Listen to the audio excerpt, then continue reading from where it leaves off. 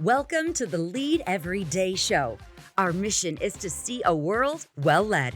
And our strategy to get there? To empower leaders like you to lead every day. So let's get to work. What could you accomplish this year if you had a bunch of people helping you, or organized, aligned, everybody's together? We believe better is together.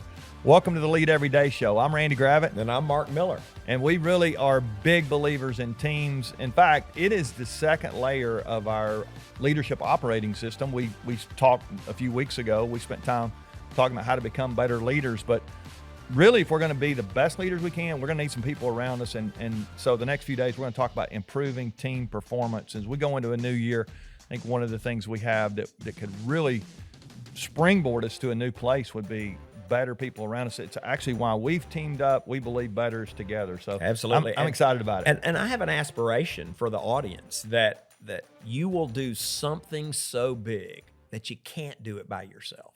If you can do it by yourself, it's probably not much. So let's build something that's going to require the help of others. Yeah, it's good. And so I think that build is the right word there. Let's start with that question. What are you building? When you think about a team, there's a couple ways to look at it. We've heard people talk about it in different ways.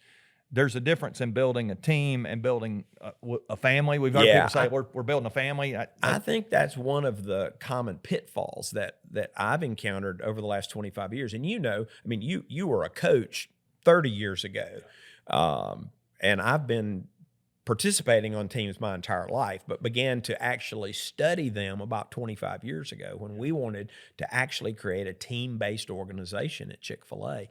And one of the common missteps, and I think it's born from a good place. It's a noble thought. The people's heart is, most of the leaders we work with love people. Right. But you're actually not trying to build a family. You're right. trying to build a team. And right. there's a difference. Now, right. you still want folks to love each other, That's right? You still want to have a deep and abiding sense of community, which we're going to talk about We're later. going to talk about that. That's right. But teams are different than families. Your team is not your family. In a team, performance is critical. In a family, you don't talk that much about performance. And you can make a long list of the differences, whether it's feedback is essential in a team. And you may or may not give that much feedback in a family. Measurement is essential to a great team. Not a lot of measurement going on. You better be careful with who you're measuring at home. You don't pass out that evaluation to your family. So I think that's right. one of the pitfalls that we can avoid, is that you want to be sure you're building a team. Yeah, and when I think about a team, one of the things I think about, back to your question of what are you doing so big you can't do it by yourself, it really is the results. It's like if you're trying to do something, you have some results in mind. You need a group of people, but I think so many times we get a group of people, and if we're not careful, it just becomes a work group. We're not really focused on what are we really trying to accomplish. It's a question you pushed me on the last few years, like, start with that question. Like, what are you really trying to accomplish? Sure, but let's go back to the work group. That may be a language that's not familiar to our entire audience. A work group, again, I see far too many of these. Yeah. And a work group is where men and women who may be sitting around a team table, they do individual work. And at the end of the week or end of the month, you just add it up. And you did 1 and I did 2 and somebody else did 3, and you just add it up. And that's the output of the team. That's not what a team is best suited or to capable do, of. or capable of. It's the synergy is when we actually get more out than we put in. That's why you build a team. Yeah, 1 and 1, actually, we get 5 if we get it right. Outperform individuals. The data on this is staggering. It really is. Over 90% of the time, teams outperform individuals. And when you want to figure out, well, what happened in those few instances where the team didn't outperform individuals, and it's usually because the leader mucked it up. Yeah. The leader a lot of times just is not thinking about what we're trying to do, right? And they're not challenging people to work together. And they're not creating the conditions. That's right. No team drifts to greatness. Yeah, that's right. They got to be led there. They have to be led there. Yeah, they have to be. This is huge when we think about leading every day. It's about, do you have people around you?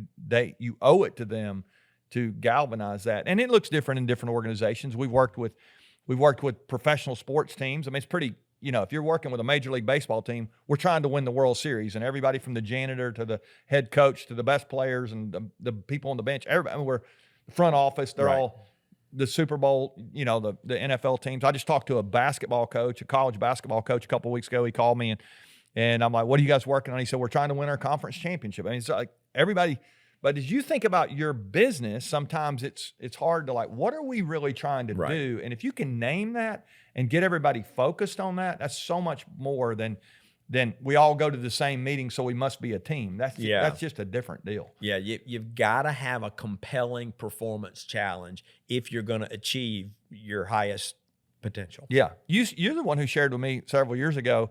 We were talking about this because we've taught a lot of teams and spent time with a lot of teams. That you said that I don't even think a group of people is a team unless they have a shared goal. I mean, exactly. That's a powerful statement right yeah. there. The question is, when does a team become a team? When do you become a team? Is it when you get the jersey? Is it when you make the roster? Is it when they throw out the first pitch? No, the team only becomes a team when you have shared common goals. Right, and everybody's locked in together. So in that vein, as I think about this, I'm asking myself, like, what's the number one number? And I would encourage anybody listening, like, what's your number one number this year? What are the results you're trying to do? What are you trying to build?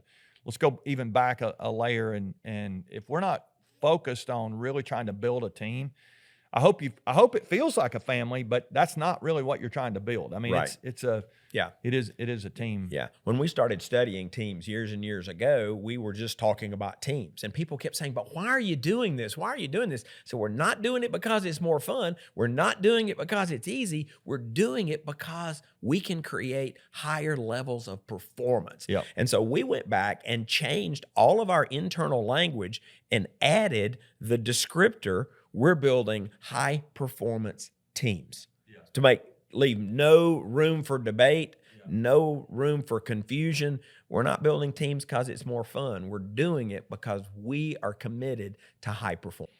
Yeah, that's it. And so as you think about your team, what are you committed to? Are you committed to high performance? Are you committed to building something great? Do you have a shared goal? Yeah, name it. Yeah. What's your number? I like that. What's the number one number? Or it can be numbers. But not a lot of numbers. But not enough. We'll get into some of that as we think about scorecarding and some of those things. But I love this idea of knowing what it is we're really trying to do this year. Who do we need around us to help us? And if we can get the right people focused, aligned, all those things. And there's some conditions. We're going to talk about those the next 3 days, some things that you're going to need if you're trying to build a high-performance team.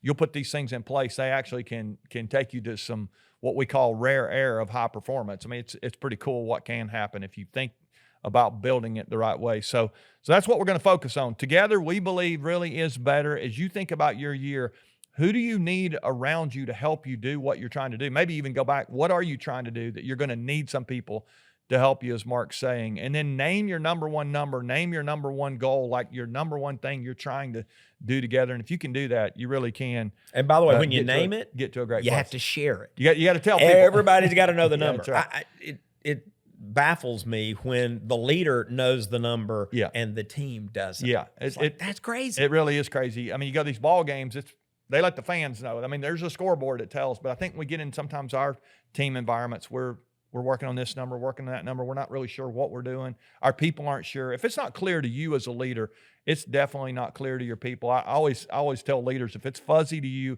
it's blurry to the people who are following you. So you get crystal clear on what it is you're trying to build this year. And we're going to try to help you these next few days as we think about this idea of improving team performance. Remember, the best leaders lead every day.